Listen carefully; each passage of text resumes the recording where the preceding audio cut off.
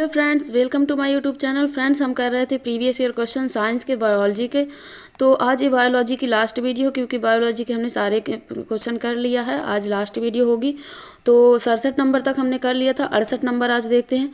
यदि कोई बीमारी नॉन ह्यूमन प्राणी से किसी मनुष्य में पहुंचती है तो इसे क्या कहते हैं? तो इसको पशुजन्य बीमारी कहते हैं। चलिए इसकी डिटेल देख लेते हैं। यदि कोई बीमारी जो किसी नॉन ह्यूमन प्राणी में से किसी मनुष्य में पहुंचती है तो इसे पशुजन्य बीमारी या जूनोटिक रोग कहा जाता है।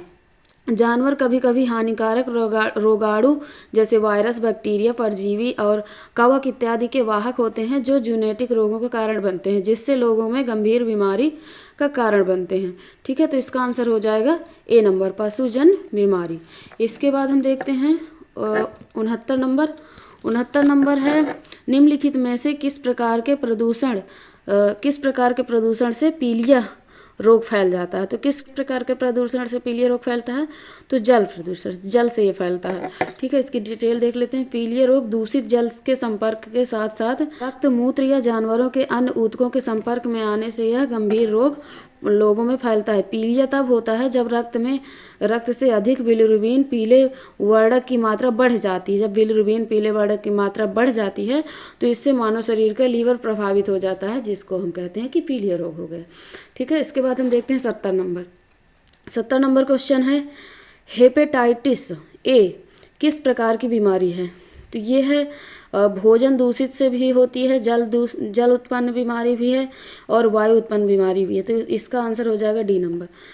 हेपेटाइटिस ए यह वायरस HIV के कारण होने वाली यकृत की सूजन है। यह वायरस मुख्य रूप से तब फैलता है जब एक असंक्रमित और बिना टीकाकरण वाला व्यक्ति किसी संक्रमित व्यक्ति के मल से दूषित भोजन, पानी का सेवन करता है। यह रोग असुरक्षित पानी, भोजन, अपर्याप्त स्वच्छता जैसे मौखिक गुदा, सेक्स से निकटता से जुड़ा होता है। इस प्रकार के विकल्प इसका क्या हो जाए? डी नंबर हो जाएगा। इसके बाद हम देखेंगे 71 नंबर क्वेश्चन, निम्नलिखित में से कौन सा प्रदूषण जनित विकार है? तो कौन सा प्रदूषण जनित विकार है? इसमें फ्लोरोसिस भी होता है प्रदूषण जनित, कुष्ठ रोग भी होता है, न्यूमोनियोसिस भी होता है। तो इसका आंसर हो जाएगा डी नंबर। ठीक है, इसकी डिटेल देख लेते हैं। तो प्रदूषण जनित विकार फ्लोरोसिस है, जो फ्लोराइड के अधिक सेवन से होता है। यह जल में फ्लोराइड की अधिक मात्रा होने के कारण होता है। न्यूमोनियोसिस जिसे ब्लैक रंग रोग कहा जाता है, क्योंकि यह कोयले की धूल से सांस लेने के कारण होता है। जबकि कुष्ठ रोग प्रायः माइक्रोबैक्टीरिया लेप्रे या लेप्रेमेटोसिस के कारण होता है। इस प्रकार डी इसका आंसर हो जाएगा। ठीक है, इसके बाद 72 नंबर देखते हैं। 72 नंबर है, अपच का उपचार करने के लिए निम्न में से किस औषधि का उपयोग होता है? तो इसमें किसका उपयोग होता है? तो इसमें एंटासाइड का होता है, प्रति अम्ल जिसको बोलते हैं। इसका आंसर हो जाएगा ए नंबर। अपच आमतौर पर एसिड रिफ्लक्स के कारण होता है, जो एसिड पाचन रस एंजाइम या भोजन सहित पेट की सामग्री के अन्य प्रणाली आहार नाल में वापस चले जाने से होता है। इसके इलाज के लिए एंटासिडो प्रति अम्ल का उपयोग किया जाता है। काले फेफड़े का रोग संबंधित है। काले फेफड़े का रोग किससे संबंधित है? तो ये संबंधित है कोयला खनिकों से। ठीक है, कोयला खनिजों से संबंधित है। कोयला खदानों में काम करने वाले लोगों में काले फेफड़े का रोग या ब्लैक लंग डिसीज सामान्य है। इसे न्यूमोनियोसिस के रूप में जाना जाता है। यह रोग तब होता है जब कोयले में की धूल अंदर जाती है। ठीक है, इसके बाद हम देखते हैं 74 नंबर क्वेश्चन है, मस्तिष्क के कौन से भाग रक्तचाप को नियंत्रित करते हैं? तो ये रीढ़ की हड्डी और खोपड़ी, हाइपोथैलेमस। रीढ़ की हड्डी, खोपड़ी और हाइपोथैलेमस। इसका आंसर हो जाएगा ए नंबर। तो मानव शरीर का मस्तिष्क अग्र, मध्य, पश्च मस्तिष्क में विभाजित होता है। अनुमस्तिष्क सेरिबेलम जिसको बोलते हैं, पोन्स तथा मानव के पश्च मस्तिष्क के भाग होते हैं। मेडुला मानव मस्तिष्क का वह भाग है जो अनैच्छिक क्रियाओं को नियंत्रित करता है, जैसे हृदय का धड़कना, रक्तदाब को नियंत्रित करना, पाचन करना, खांसना, छींकना, लार आना, निगलना, उल्टी होना आदि। यह मस्तिष्क का अंतिम भाग है जो मेरुरज्जु से जुड़ा होता है। इसके बाद 75 नंबर देखते हैं। ट्रैकोमा रोग का संबंध है, तो इसका संबंध है आँख से। ठीक है, ट्रैकोमा रोग का जो संबंध है ये आँख से है। ट्रैकोमा रोग आँखों से संबंधित है, जो क्लैमाइडिया ट्रैकोमैटिस नामक जीवाणु से होता है। यह बीमारी वहाँ पनपती है जहाँ जलाभाव, अस्वच्छता और मक्खियों का प्रकोप होता है। यह संक्रमित मक्खियों एवं व्यक्तियों के संपर्क से फैलता है। ट्रैकोमा दुनिया भर में अंधेपन का प्रमुख कारण है। इसके बाद देखते हैं 76 नंबर क्वेश्चन। मायोपिया वह बीमारी है जिसमें व्यक्ति देख नहीं पाता है। तो क्या नहीं देख पाता है? तो इसका आंसर हो जाएगा दूर की वस्तुएं नहीं देख पाता। मायोपिया की बीमारी में दूर की वस्तुएं स्पष्ट रूप से नहीं देख पाता, तो इसका आंसर हो जाएगा ए नंबर। इसकी डिटेल देख लें। मायोपिया वह बीमारी है जिसमें व्यक्ति दूर स्थित वस्तु को स्पष्ट रूप से नहीं देख पाता। इसे निकट दृष्टि दोष भी कहा जाता है। इस बीमारी में वस्तु का प्रतिबिंब रेटिना पन्ना बनकर उसके आगे बनने लगता है। मायोपिया के निवारण हेतु उपयुक्त फोकस दूरी के अवतल लेंस का प्रयोग किया जाता है और स्पष्ट दृष्टि की न्यूनतम दूरी 25 सेंटीमीटर मानी जाती है। तो इसमें अगर लेंस से रिलेटेड अगर हम देखें तो जैसे निकट दृष्टि दोष होता है तो उसमें हमें अवतल लेंस का प्रयोग करना होता है। दूर दृष्टि दोष में उत्तल लेंस का करना होता है, तो निकटावतल हम बोल देते हैं उसको, निकटावतल।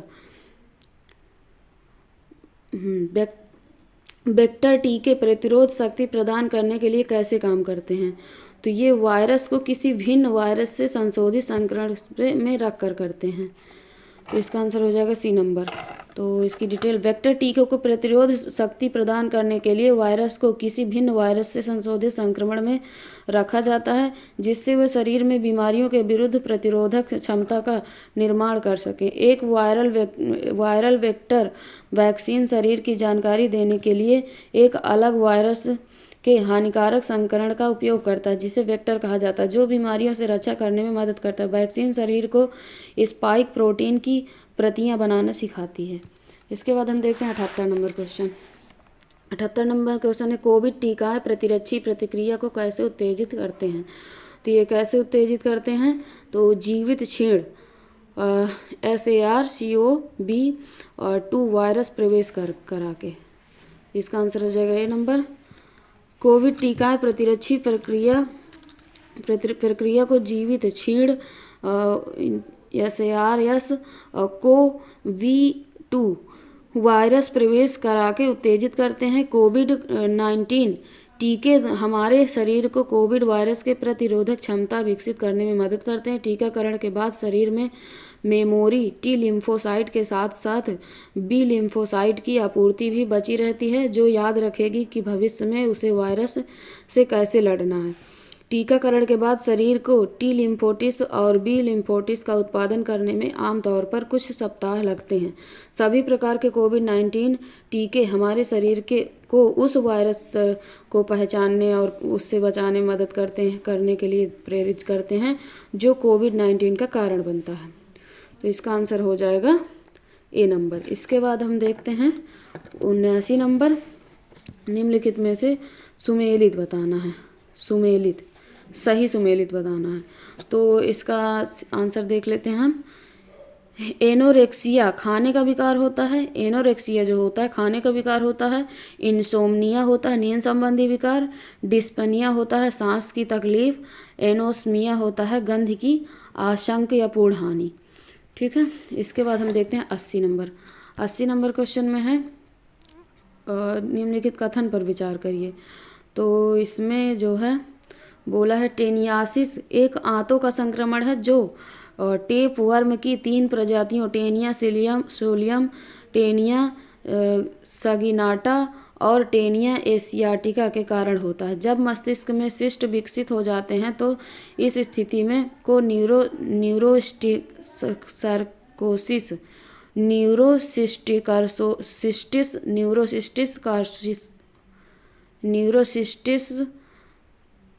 न्यूरोसिस्टिकोसिस NCC कहा जाता है। इसका आंसर हो जाएगा सी नंबर। 1 और 2 दोनों सही हैं। तो टेनिया मुख्यतः आंतों का संक्रमण है। टेप वर्म में 3 प्रजातियों के टेनिया सेलिया, टेनिया सगिनाटा और टेनिया एशियाटिका के कारण होता है। ये मानव शरीर की छोटी आंत में होते हैं जो अंडे देकर प्रजनन करते हैं। इसके बाद हम देखते हैं 81 नंबर, इटाई रोग किसके कारण होता है? तो ये कैडमियम के कारण होता है। इटाई रोग कैडमियम के संपर्क में आने के कारण होता है, जो औद्योगिकरण से संबंध मानव गतिविधियों में परिणाम स्वरूप उत्पन्न होता है। इटाई रोग को अस्थि के गंभीर दर्द के साथ ऑस्टिमलेशिया की विशेषता द्वारा पहचाना जाता है। कैडमियम एक जहरीली धातु है जो वृक्क पर और साथ ही श्वसन तंत्र पर विषाक्त प्रभाव डालता है। इसके बाद हम देखते हैं 82 नंबर, दवाई उत्पादन में इथाइल अल्कोहल का उपयोग किया जा सकता है। तो इसका उपयोग किया जा सकता है तीनों में, ठीक है। तो इसका आंसर हो जाएगा उपरोक्त में से एक से अधिक। इथाइल अल्कोहल का फार्मास्यूटिकल, प्लास्टिक, लैकर आदि उद्योगों में विशेष रूप से किया जाता है। इथाइल अल्कोहल एथेनॉल का उपयोग एंटीसेप्टिक दवाओं के निर्माण के लिए किया जाता है। इसके बाद हम देखेंगे 83 नंबर है वह प्रक्रिया जिसमें प्रकाश संश्लेषण के दौरान वायुमंडलीय कार्बन डाइऑक्साइड कार्बोहाइड्रेट में परिवर्तित हो जाता है। तो ये अपचयन में होता है। इसका आंसर हो जाएगा बी नंबर। इसकी डिटेल देख लें। प्रकाश संश्लेषण की क्रिया अपचयन व उपचयन की अभिक्रिया है। इस दौरान वायुमंडल कार्बन डाइऑक्साइड को कार्बोहाइड्रेट में परिवर्तित किया जाता है। वहीं जल का अपचयन ऑक्सीजन बनाने में किया जाता है। प्रकाश संश्लेषण के लिए आवश्यक तत्व क्लोरोफिल, सूर्य का प्रकाश, कार्बन डाइऑक्साइड और पानी होता है। 84 नंबर देखते हैं, केचुए में कितने पार्श्व हृदय होते हैं? तो केचुए में 8 भी होते हैं, 9 भी होते हैं, 11 भी होते हैं, 13 होते हैं।